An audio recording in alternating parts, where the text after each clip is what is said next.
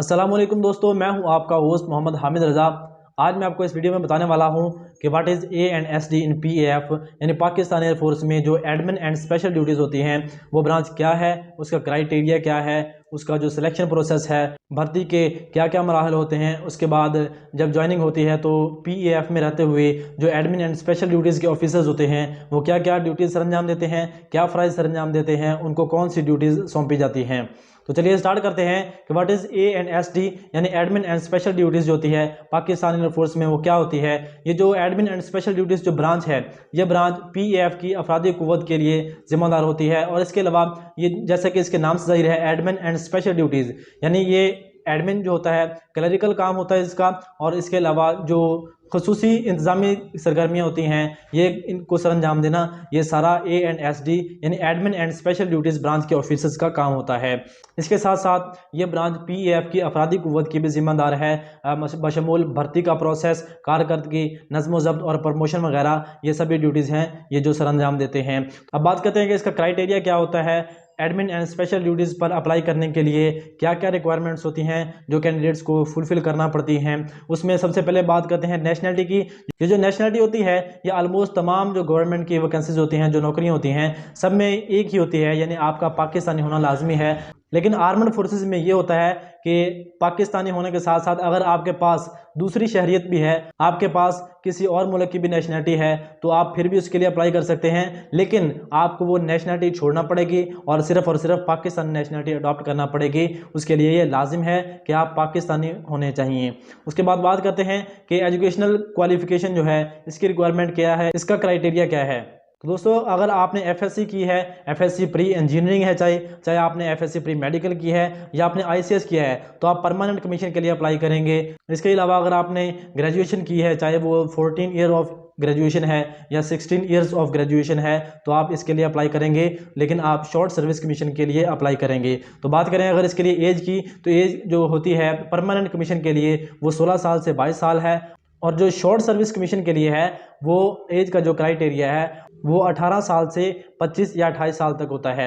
उसके बाद जो हाइट है, हाइट में ये होता है कि मेल्स के लिए जो हाइट की रिक्वायरमेंट है वो तमाम जो PAF की दूसरी ब्रांचेस होती हैं उसी तरह होता है, यानी आपका 163 सेंटीमीटर कद होना चाहिए, यानी 5 फुट 4 इंच आपका कद होना लाजमी है। इससे नीचे वाले एलिजिबल नहीं होते।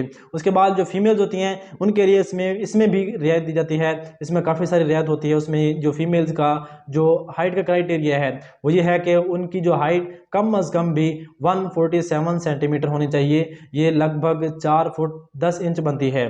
अब बात करते हैं कि सिलेक्शन प्रोसेस क्या होता है। इसमें जो सिलेक्शन का प्रोसेस है, जो भर्ती के मराहल हैं वो क्या क्या होते हैं, उसमें जो बाकी ब्रांचेज होती हैं उसी तरह आपने रजिस्ट्रेशन करवानी है। आपका इनिशियल टेस्ट होगा जो कंप्यूटराइज्ड होगा, आपके मुतलका सेंटर पर आपका कंप्यूटराइज्ड इनिशियल टेस्ट होगा, आपका मेडिकल होगा, आपका इंटरव्यू होगा। PAF में चूंकि फिजिकल नहीं होता इसलिए आपका फिजिकल नहीं लिया जाएगा। आपका मेडिकल के बाद इंटरव्यू होगा, इंटरव्यू के बाद आपका ISSB होगा, ISSB से जो स्टूडेंट्स रिकमेंड होते हैं उनका फाइनल मेडिकल होता है। ये कमीशन ऑफिसर के लिए ये रिक्वायरमेंट होती है कि ISSB से रिकमेंड होने के बाद दोबारा उनका फिर से फाइनल मेडिकल लिया जाता है। फाइनल मेडिकल होने के बाद जो कैंडिडेट्स पास आउट हो जाते हैं, वहाँ से पास हो जाते हैं, मेडिकल उनका पास हो जाता है।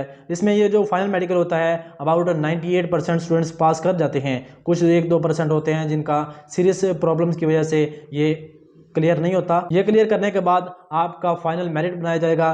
फाइनल मेरिट लिस्ट में जिन स्टूडेंट्स का नाम आएगा उनकी ट्रेनिंग होगी आपकी PAF अकेडमी रिसालपुर में। जो परमानेंट कमीशन की ट्रेनिंग है वो आपकी 2 साल की ट्रेनिंग होगी, 2 से 3 साल की आपकी ट्रेनिंग होगी। जो शॉर्ट सर्विस कमीशन की है, जो शॉर्ट सर्विस कमीशन की जो ट्रेनिंग है वो 40 हफ्ते के लिए होगी। ये अबाउट 9 महीने की ट्रेनिंग बनती है।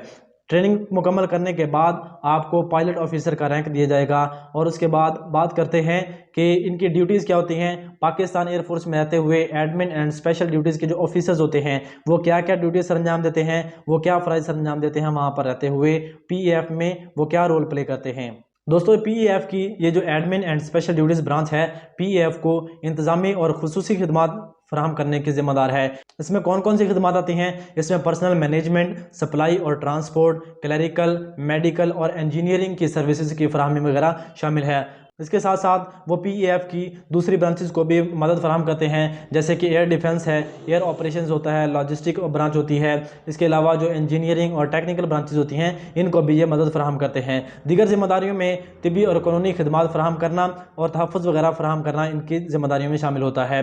ANSD यानी admin and special duties branch के जो ऑफिसर्स होते हैं पीईएफ के रोज़मर्रा कामों में सहूलत फराहम करने के लिए वसी पैमाने पर इंतजामी और खुसूसी खिदमात फराहम करना इनकी जिम्मेदारी होती है। ANSD यानी admin and special duties branch के जो ऑफिसर्स होते हैं क्लरिकल खिदमात जैसे रिकॉर्ड रखने, खतों किताबत का इंतजाम करने और मालियाती निज़ाम फराहम करने के ज़िम्मेदार होते हैं। इसके साथ साथ वो तिबी खिदमात जैसे तिबी मुआयने, सेहत की देखभाल और इलाज और सेहत की तालीम फराहम करने के ज़िम्मेदार होते हैं। इसके अलावा एडमिन एंड स्पेशल ड्यूटीज़ के जो ऑफिसर्स होते हैं, इस ब्रांच के जो ऑफिसर्स हैं कानूनी खिदमात जैसे कि मशवरा, कानूनी चाराजोई और कोर्ट मार्शल वगैरह की जो कार्रवाइयाँ होती हैं उसके लिए भी ज़िम्मेदार होते हैं। इसके अलावा ये जो एडमिन एंड स्पेशल ड्यूटीज़ होती है इसके जो ऑफिसर्स होते हैं ये जो पीईएफ के एहलकार होते हैं, पाकिस्तान एयरफोर्स के जो एहलकार होते हैं उनके जो ख़ानदान होते हैं उनके लिए तालीम और तरबियत का इंतजाम करने के भी जिम्मेदार होते हैं। पीईएफ में रहते हुए, पाकिस्तान एयरफोर्स में रहते हुए यही खिदमात, यही फ़राइज़ वो सर अंजाम देते हैं। तो आई होप सो कि दोस्तों आपको ये वीडियो अच्छी लगी होगी, तो इस वीडियो को लाइक कीजिए। आपकी कोई भी क्वेरी हो, आपका कोई क्वेश्चन हो, आप कमेंट सेक्शन में पूछ सकते हैं। इसके अलावा इस वीडियो को अपने दोस्तों के साथ भी शेयर कीजिए ताकि आपके साथ वो भी इन्फॉर्मेशन हासिल कर सकें, और इस चैनल को सब्सक्राइब करना ना भूलिएगा। तो मिलते हैं नेक्स्ट वीडियो में, तब तक के लिए अपना ख्याल रखिएगा। अल्लाह हाफिज़।